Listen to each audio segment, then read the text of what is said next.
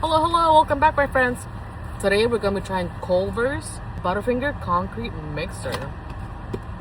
It's just so hot outside by the time they brought it out. Somewhat mushy, a little too watery, but it's still delicious. It's like a milkshake.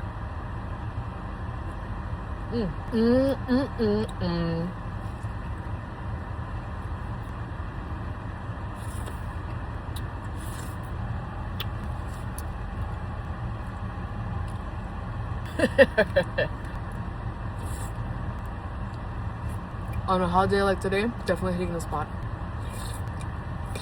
We're also going to be trying spicy chicken tenders with cheese sauce.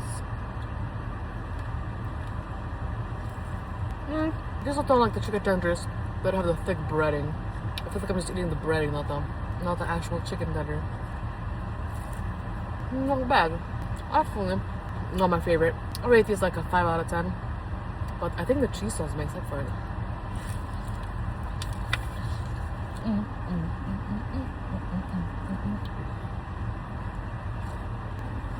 If you love Butterfingers, this is definitely for you. Okay.